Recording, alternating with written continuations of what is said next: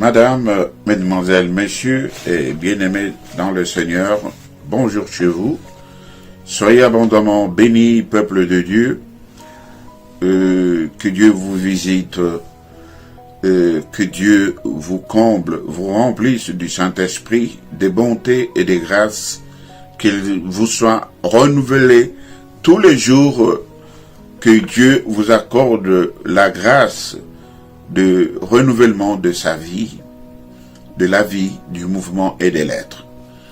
Soyez richement bénis, reconfortés dans votre foi et attachez-vous à Dieu, aimez Dieu, servez Dieu, craignez Dieu et soyez abondamment bénis dans vos attentes, dans vos prières, que l'exaucement soit votre partage et que Dieu vous donne la disponibilité de temps, de cœur, pour pouvoir accepter que nous passions encore ensemble ce moment de l'étude biblique comme nous avons l'habitude à 16 heures toutes les semaines. Nous avons choisi de nous rencontrer comme ça pendant un temps que nous n'avons pas forcément défini, mais il est vrai que nous n'allons pas au-delà d'une heure. On peut être là 15 minutes, 5 minutes, 30 minutes, tout au plus une heure, pour que nous ne nous lassions pas de bonnes choses. Mais et nous avons aussi trouvé qu'il est mieux que nous abordions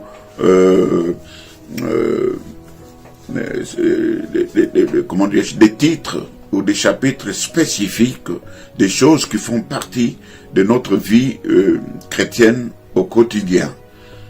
Et là, nous sommes sur un chapitre où nous nous trouvons au sein de l'église locale. Nous sommes maintenant convertis, nous sommes dans l'église, nous sommes en train de grandir dans l'église.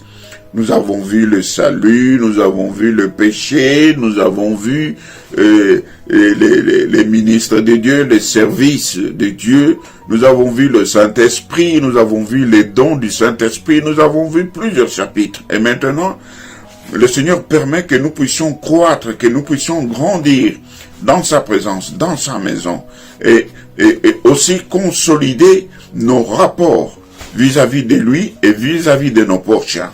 C'est pour cela que le Seigneur permet que nous puissions tous les jours faire l'étude des Écritures en bons disciples.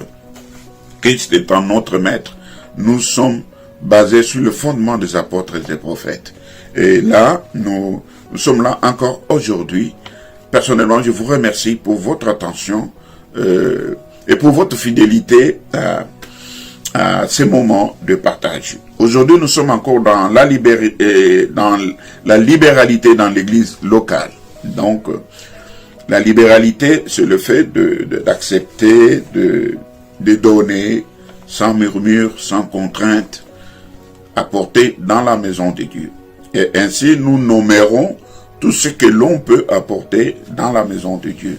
Aujourd'hui, nous parlons des dîmes. Hier, nous avons parlé des prémices. Nous allons aller ainsi jusqu'à arriver aux offrandes, toutes sortes d'offrandes, les différentes sortes d'offrandes, les actes de foi, les actions de grâce. Nous verrons tout cela, pourquoi nous devons le donner et à quoi cela devrait-il servir. Nous allons progressivement voir cela. Et ainsi, nous commencerons notre première lecture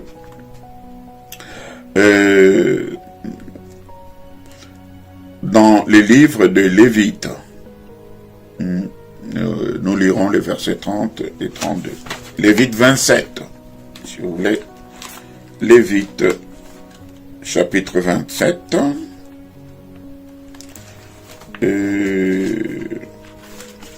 Nous cherchons les Écritures avec moi. Je crois que sur l'écran, ça peut apparaître plus vite que moi.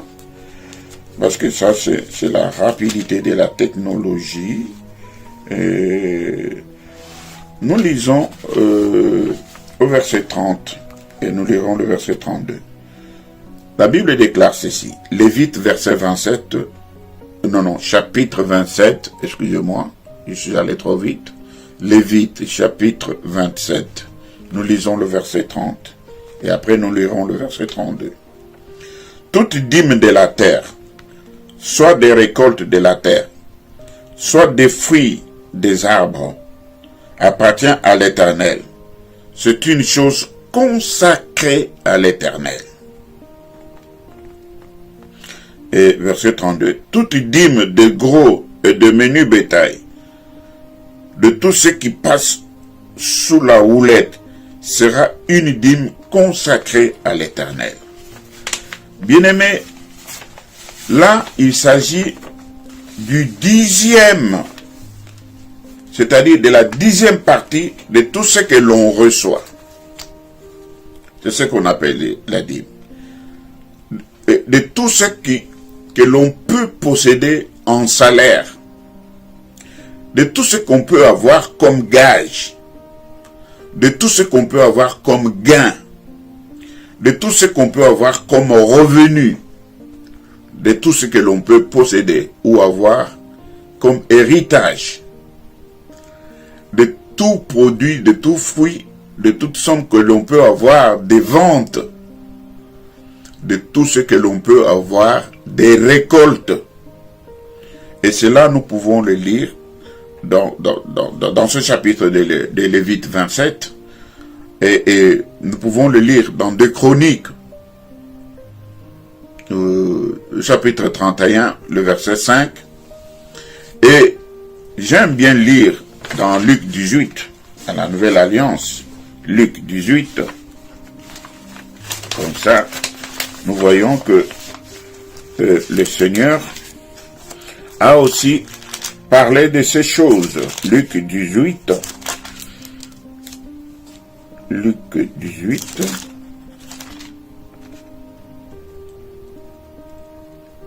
verset 12.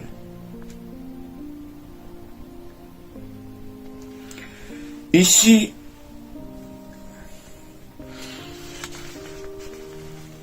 nous sommes devant une catégorie de personnes qui étaient respectueux au milieu du peuple juif, du peuple israélien. C'était les pharisiens. Les pharisiens, c'était des autorités politico-religieuses. Ils étaient craints, ils étaient respectés, vous comprenez? Et il y a aussi les publicains. Et qu'est-ce qui se passe? Nous lisons ici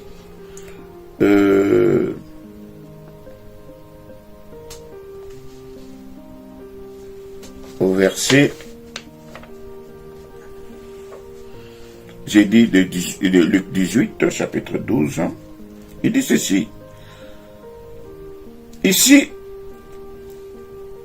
puisqu'il était question des pharisiens, des publicains, le pharisien debout au verset 11 priait ainsi en lui-même. Ô Dieu, je te rends grâce de ce que je ne suis pas comme le reste des hommes qui sont ravisseurs, injustes, adultères, ou même comme ce publicain. Et il dit ceci, je jeûne 2 fois la semaine, je donne la dîme de tous mes revenus.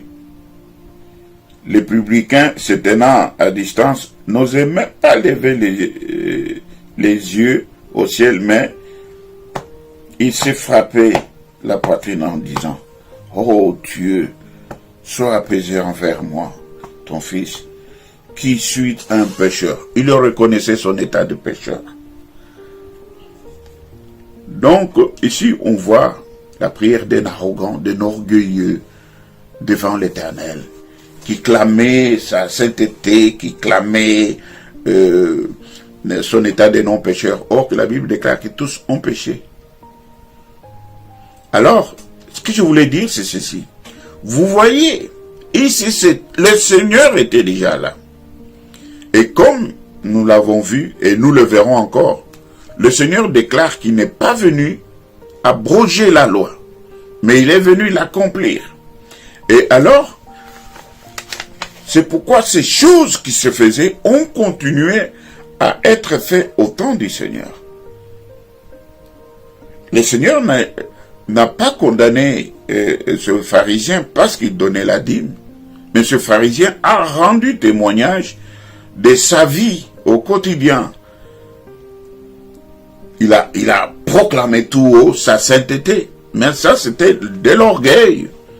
Il ne voulait pas se reconnaître pécheur. Et par-dessus, il condamnait ceux qui étaient à côté de lui.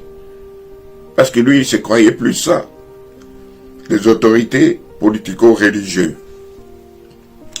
Allez-y comprendre. Donc, nous disons que cela était le 10e de tout ce que l'on peut recevoir. C'est ça la dîme. Et le Seigneur dit que cela lui revient en propre. Cela appartient à Dieu, tel que nous l'avons lu au verset 30 et 32 du chapitre 27.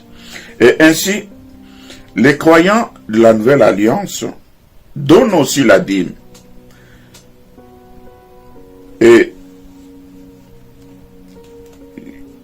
je préfère que nous lisions encore dans la Nouvelle Alliance, parce que ça, c'est ce qui est mieux, dans Matthieu chapitre 23, au verset 23. Matthieu chapitre 23, au verset 23. Parce que les gens... Écoutez ce que les Écritures déclarent. Malheur à vous, scribes et pharisiens. Les scribes sont ceux qui avaient la tâche de reproduire par écrit les écrits ou les paroles religieuses ou même testamentaires ou même des documents qui avaient un caractère administratif. Donc à l'époque, ils en écrivaient et ils en faisaient aussi des copies. Et puis, ils pouvaient être de nos jours considérés comme des écrivains, les scribes. Ils étaient instruits et pouvaient mettre par écrit tout ce qui était parole. Voici les principaux résultats. Bien, d'accord. Alors, la Bible déclare ici au verset 23 que malheur à vous, scribes et pharisiens hypocrites, parce que vous payez la dîme de la menthe, vous payez la dîme de la nette, et vous payez la dîme du cumin, et que vous laissez ce qui est important dans la loi, c'est-à-dire la pratique de la justice, la pratique de la miséricorde et la pratique de la fidélité. C'est là ce qu'il vous fallait pratiquer sans négliger les autres choses. Vous voyez ces gens qui étaient dignitaires, qui étaient élevés en dignité, qui étaient au milieu du peuple de Dieu, qui étaient respectés et respectables, qui se croyaient pratiquer la justice, faire le bien. Mais vous voyez que ces gens, ils négligeaient ce qui était recommandable, c'est-à-dire la justice, la fidélité, la miséricorde. Mais il s'est tapé sur la poitrine, il montrait, il voulait bien montrer comment il donnait la dîme de tout leur revenu. Vous voyez. Le Seigneur reconnaît ça. Et il leur disait en face, vous donnez la dîme, vous croyez que cela vous justifie. Mais regardez vos œuvres. Vous ne pratiquez pas la miséricorde. Vous n'êtes pas fidèle à Dieu. Dans la pratique des charges qui vous sont conférées, vous êtes injuste. Vous avez des partis pris. Vous favorisez les uns, vous défavorisez les autres. Vous n'êtes pas juste. Vous ne connaissez pas la miséricorde. Vous êtes dur dans la pratique de vos tâches respectives. Autorité politico-religieuse. Et même dans le domaine de la justice. Et c'est ainsi que vous voyez ces personnes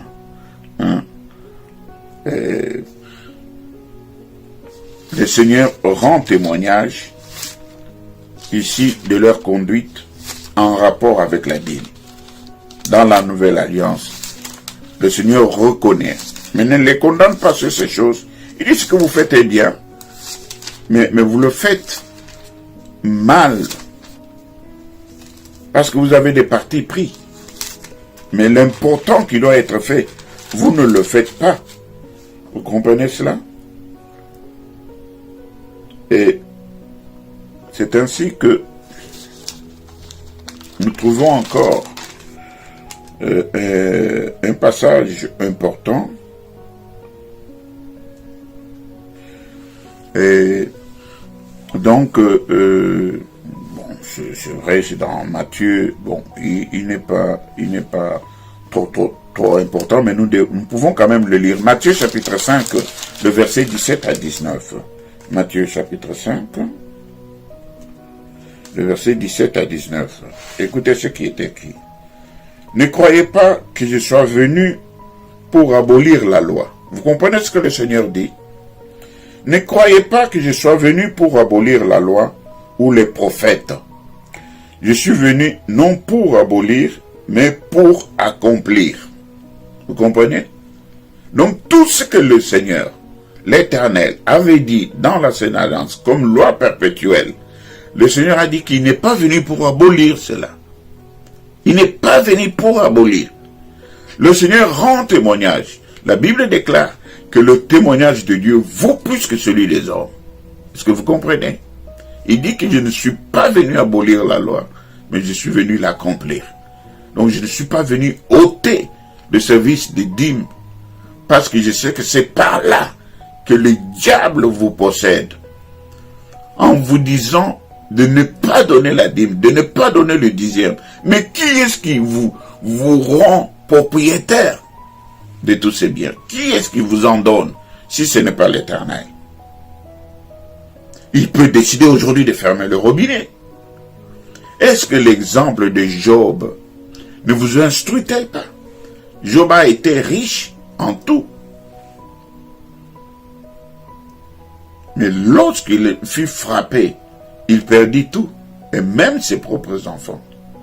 Mais puisqu'il aimait Dieu, et que la crainte de Dieu est en lui, et qu'il est resté fidèle à Dieu, malgré toutes les plaies dont il était frappé, le Seigneur l'a rendu 2 fois riche qu'il l'était, et lui a donné autant d'enfants qu'il en avait, 2 fois plus.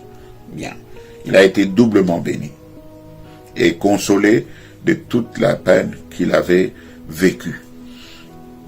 Écoutez, je continue au verset 18. « Car, je vous l'ai dit en vérité, tant que le ciel et la terre ne passeront point, il ne disparaîtra pas de la loi un seul iota ou un seul trait des lettres jusqu'à ce que tout soit arrivé. » Mais écoutez, est-ce que vous avez compris ce que je viens de lire là? Tant que le ciel et la terre subsisteront. Mais ces bien-aimés, si je peux me permettre de les appeler bien-aimés, qui sont contre la dîme, ils vont, ici je lis dans la Nouvelle Alliance, ces choses ici, ils vont les trouver où? Où ils disent que la dîme c'est dans l'Ancienne Alliance. Mais ce que je dis là vient d'où? Ça vient d'où, bien-aimé? Je suis étonné, je suis effaré. Je ne peux pas comprendre. Mais pourquoi vous persistez dans ces choses? Écoutez ce que le Seigneur dit.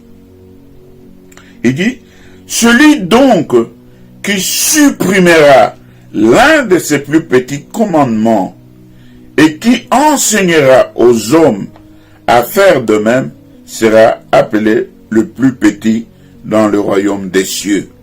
Mais celui qui les observera et qui enseignera à les observer, celui-là sera appelé grand dans le royaume des cieux. Comprenez, vous qui refusez de donner la dîme, et ceux qui vous enseignent, vous serez tout petit comme ça.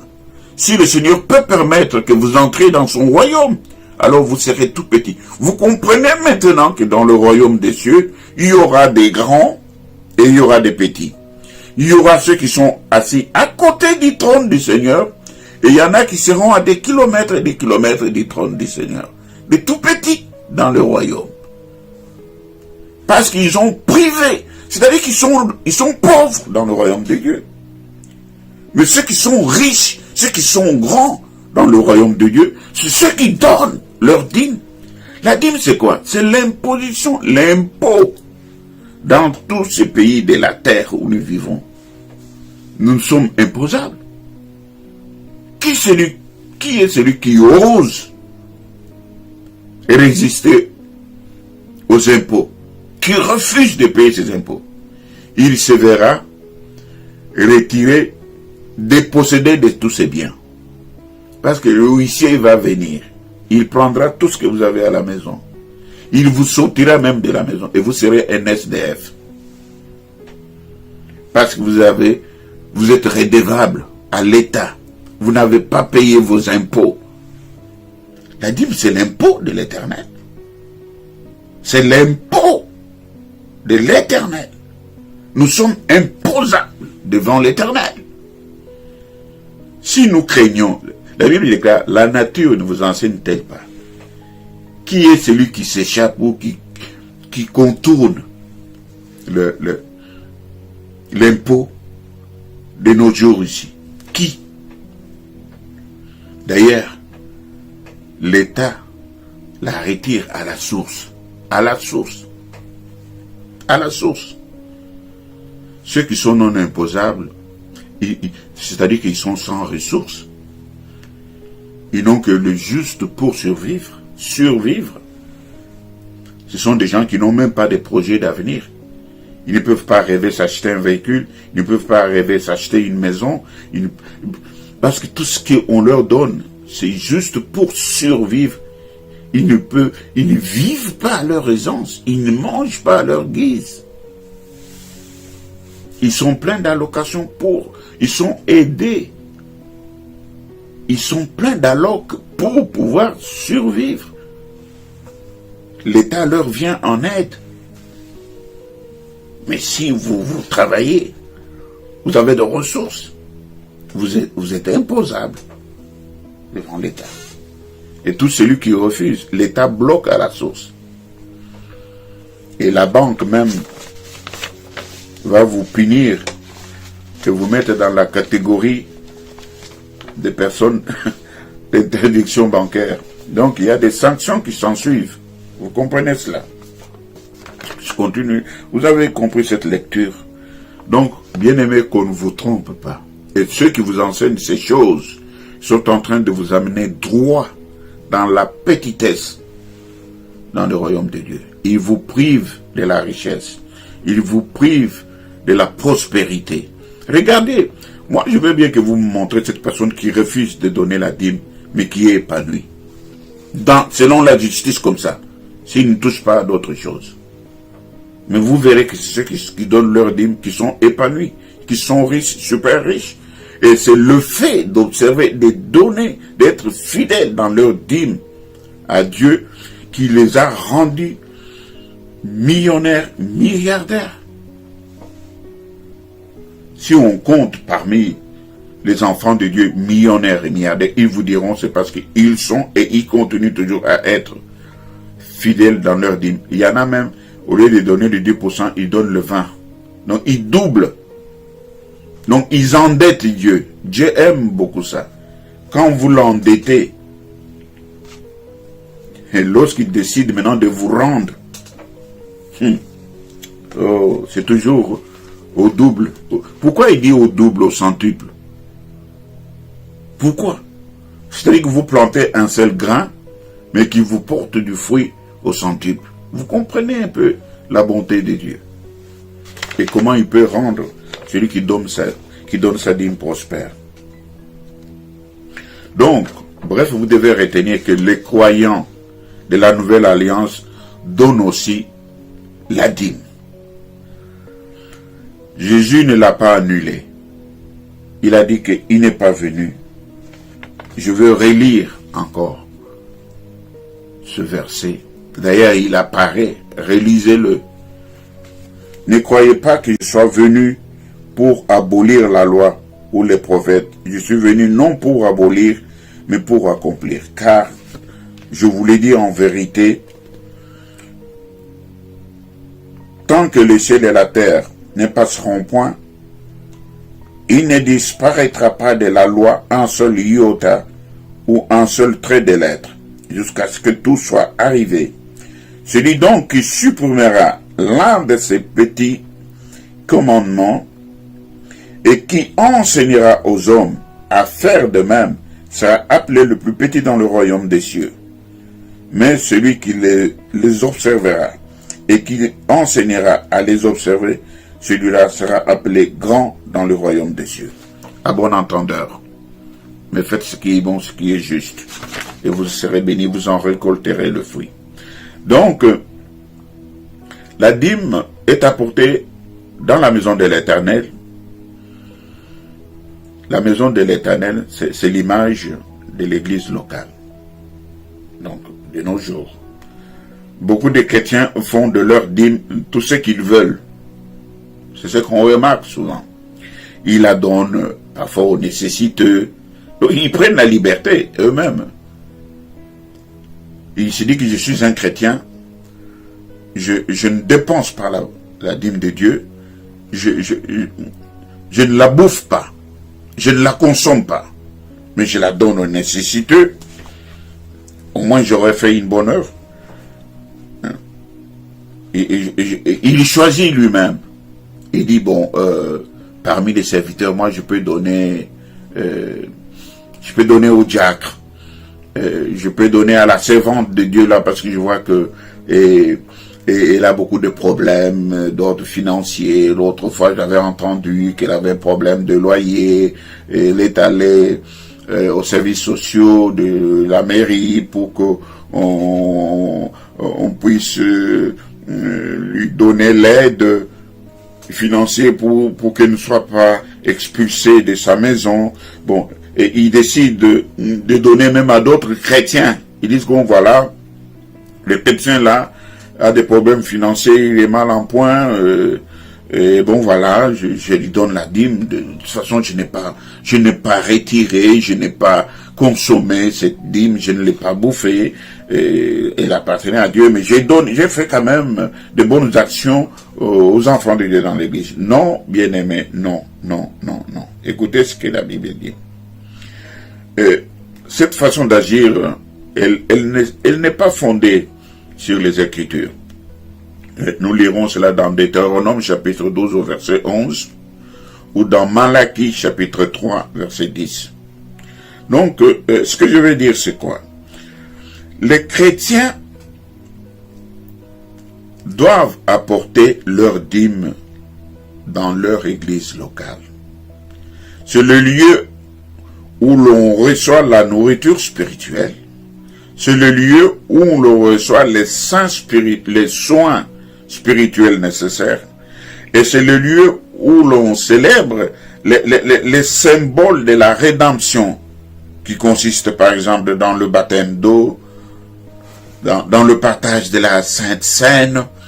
Vous voyez, c'est à cet endroit-là, c'est là où vous allez, où les services de baptême d'eau se font, ou peut-être vous-même avez été baptisé là, ou vos enfants, ou vos petits-enfants, ou les personnes que vous gagnez au Seigneur sont amenées dans cette église-là et sont baptisées. Vous comprenez? Et c'est là où vous devez apporter votre dîme. Vous devez apporter votre dîme là où vous êtes nourri spirituellement par les enseignements, par les prédications, par la parole de Dieu, par les jeûnes. Vous comprenez? Et là où le culte est célébré, où vous participez au culte, vous voyez.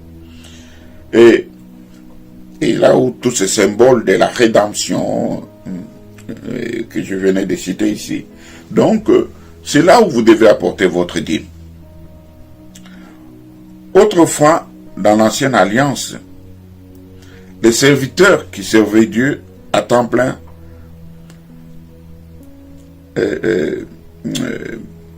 ça c'est dans la nouvelle alliance. Donc nous voyons que les dîmes servaient à soutenir les sacrificateurs. Ça c'est dans l'Ancienne Alliance. Donc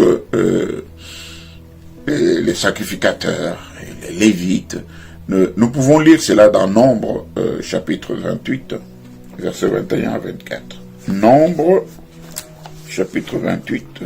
Nombre chapitre 28. Nombre.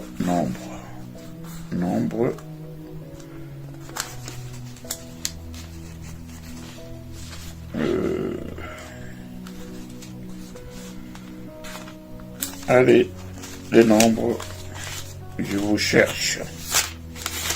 Venez vite à moi, chapitre 28.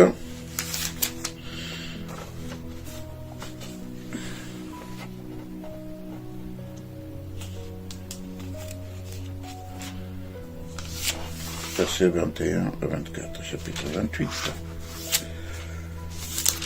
Ne vous en faites pas, j'ai trouvé les nombres. Je vais au chapitre 28. 27, 28. Qu'est-ce que la Bible déclare?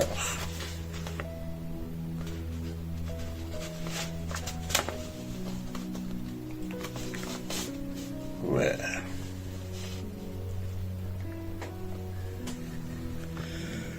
Les dîmes, à propos des dîmes qui sont destinées aux sacrificateurs.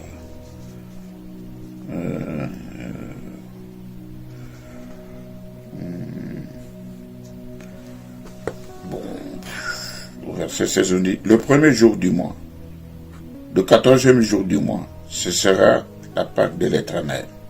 Le 15e jour de ce mois sera un jour de fête. On mangera pendant ce moment. Et le premier jour, il y aura une sainte convocation.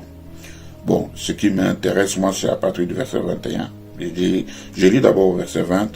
Vous y joindrez l'offrande de fleurs de farine pétrie à l'huile, 3 dixièmes pour un taureau, 2 dixièmes pour un bélier, et 1 dixième pour chacun des agneaux. Vous offrirez un bouc, verset 23, vous offrirez des sacrifices outre l'holocauste du matin, qui est un holocauste perpétuel. Verset 24, vous offrirez chaque jour, pendant 7 jours, comme aliment d'un sacrifice consumé par le feu, d'une agréable odeur à l'Éternel, on les offrira, outre l'holocauste perpétuel et la libation. Donc, ici, on nous montre les sacrifices qui devaient être destinés aux sacrificateurs, vous voyez. Et ça constituait la dîme. Donc, et cela, c'est dans l'Ancienne Alliance. Les serviteurs qui servent Dieu maintenant dans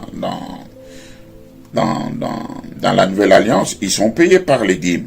Elles servent aussi à soutenir les pauvres, à soutenir les orphelins, à soutenir les veuves, les étrangers dans l'église locale. Donc, c'est pourquoi il est bon de donner les dîmes. L'église couvrant et supportant aussi les activités à caractère social, comme nous voyons dans les actes lors de la désignation de cette diacre. Donc, on a vu qu'il y a des tâches à caractère social dans l'église. Tous ceux qui viennent dans l'église ne sont pas des nantis, ne sont pas des gens riches. Il y a des gens qui sont aussi nécessiteux. Et c'est ainsi que, dans l'observance de la dîme, les serviteurs sont servis, et ce qui reste, on en donne aux veuves, on en donne aux serviteurs, on en donne aux étrangers, on en donne aux orphelins, et cela dans l'église locale. Ainsi, tous ceux qui sont payés par les dîmes, selon Nombre 18, eux aussi, ils doivent également prélever la dîme des dîmes et la payer dans la maison de l'Éternel. Donc, nous les lisons dans Nombre chapitre 28 et chapitre 18, versets 26 à 28. Vous voulez qu'on lise? Bon, lisons-le. Chapitre 18, versets 26 28. Ça, c'est pour que les serviteurs sachent que quand ils ont la dîme, ils doivent prélever aussi la dîme des dîmes dans la maison du trésor. Nombre chapitre 18, nous lisons le verset 26 à 28.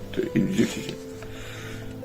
L'Éternel parla à Moïse et dit, tu parleras aux Lévites et tu leur diras, lorsque vous recevrez des enfants d'Israël la dîme que je vous donne de leur part comme votre possession, vous en prélèverez une offrande pour l'Éternel, une dîme de la dîme. Vous comprenez? Je continue au verset 27. Et votre offrande vous sera comptée comme le blé qu'on prélève de l'air et comme le mou que l'on prélève de la cuve. C'est ainsi que vous prélèverez une offrande pour l'Éternel sur toutes les dîmes que vous recevrez des enfants d'Israël, et vous donnerez au sacrificateur Aaron l'offrande que vous en aurez prélevée pour l'Éternel. Donc vous comprenez, tous les Lévites, lorsqu'ils reçoivent les dîmes, d'abord les dîmes sont données. C'est le souverain sacrificateur qui gère.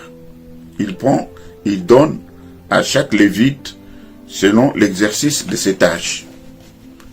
Et maintenant, les Lévites prélèvent de ce qui leur avait été donné, la dîme des dîmes, pour aller donner au souverain sacrificateur qui va mettre ça dans la maison du trésor. Vous comprenez? Donc, tous ceux qui sont payés comme par les dîmes, donc nous avons par là vu que il pouvait même arriver que les gens, le peuple de Dieu, les gens oublient de donner leurs dîmes. Et quand ils oubliaient de donner leurs dîmes, il y a une loi qui leur donnait la possibilité de se rattraper. Et pour se rattraper, dans ce cas-là, et pour des raisons que l'on ignore, ou pour les unes ou les autres des raisons, nous avons, si par exemple, pour certaines raisons, nous n'avons pas donné notre dîme, et si par exemple elle s'élève à 50 €, nous serons redevables à l'Éternel de 1/5, c'est-à-dire, si nous, sur 50 €, le 1/5 de 50, c'est 10. 1/5, c'est-à-dire 5 fois le montant. Donc 10, 5 fois font 50. Donc le 1/5, c'est 50. Comme ça, pour racheter sa dîme, on va donner 60 €. Si la dîme était à 50, le 1/5, c'est 5 fois le montant. Si c'est 100, 5 fois le 100 divisé par 5, c'est 20. Donc vous allez prendre 1/5. Donc ça va être 120. C'est un calcul simple. Donc vous prenez donc c'est un nombre entier multiplié par une fraction. Donc on prend le chiffre entier multiplié par comment dirais-je, le nombre 1 est divisé par 5. Et vous trouvez, c'est ce résultat-là que vous devez, quel que soit votre dîme, vous prenez le nombre de votre dîme, donc de votre salaire, de votre ressource, de votre dû, vous multipliez par 1, vous divisez par 5. Et le produit, le résultat que vous allez trouver, c'est ça que vous devez ajouter au nombre entier initial pour pouvoir donner comme rachat à votre dîme. Alors, bien-aimé, donner la dîme, c'est l'impôt de Dieu. Donnez la dîme, car ceux qui ne donnent pas la dîme sont bloqués complètement. De même que l'État le fait, qu'il va nous retirer ça à la source, qu'il nous sèche, qu'il nous bloque, qu'il nous poursuit, qu'il nous ravit même de force ce que nous possédons, en envoyant des huissiers avec des policiers, venir même verrouiller la maison et la sceller, vous mettre dehors et vendre vos biens. Et si les biens n'équivalent pas à la valeur de la dette que vous avez des impôts, vous restez redevable. Vous comprenez ça? Donc vous avez la dette. Donc vous êtes appelé surendetté. Vous comprenez? C'est pourquoi dans ce monde, actuellement, nous avons beaucoup de personnes surendettées qui sont poursuivies parce qu'ils ont volé la dîme. Et on peut lire des versets où Dieu dit que ceux qui ne donnent pas la dîme, ils volent la dîme. Bien. Et je ne veux pas vous qualifier de voleurs, mais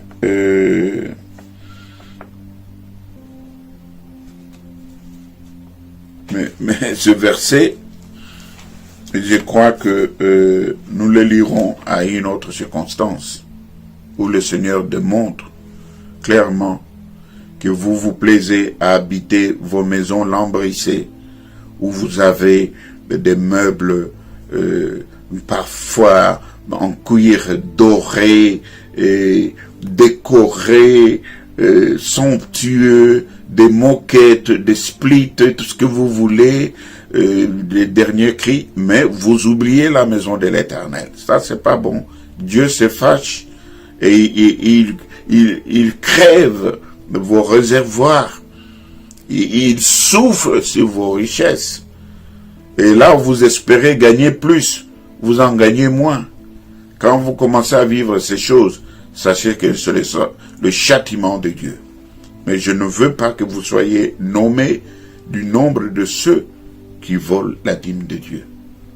Je veux que vous soyez bénis. La dîme est actuelle. Dieu est le même, hier, aujourd'hui et éternellement. De même qu'il exige la dîme comme impôt, nous lui sommes redevables jusqu'à ce jour. Je vous ai montré, je me suis beaucoup plus appuyé des passages de la Nouvelle Alliance pour que vous puissiez voir et comprendre que la dîme est d'actualité. Et ceux qui enseignent ces choses et qui disent qu'ils ne font pas donner la dîme, ils en répondront devant l'Éternel. Mais moi, je vous dis ce que je sais qui peut vous rendre prospère, qui peut vous rendre agréable à Dieu, qui peut être sujet ou générateur d'abondantes bénédictions, de même espèce, selon ce que vous aurez semé, vous allez le moissonner. Vous comprenez? Soyez abondamment bénis, craignez Dieu et appliquez toute sa parole et ses commandements. Que la grâce de Dieu surabonde sur vous, que ses bontés vous soient multipliées. Sémez et vous moissonnerez. Que votre cœur, que votre trésor, que vous amassez soit dans les cieux, là où la rouille et les teignes ne peuvent ni ronger, parce que c'est caché dans les cieux, et c'est vous qui en serez bénéficiaires, au temps convenable. Vous avez entendu de Dieu, au temps convenable, vous l'avez servi. Vous êtes resté fidèle à Dieu, même dans les moindres choses. Dieu honore toujours ceux qui l'honorent. Vous serez honoré de Dieu. Vous serez élevé. Il a dit à Abraham, je ferai ton nom grand. Et Dieu fera votre nom grand. Parce que vous l'honorez, surtout avec les finances. C'est le seul domaine où Dieu demande à ce que vous puissiez le mettre à l'épreuve. Il dit, mettez-moi de sorte à l'épreuve.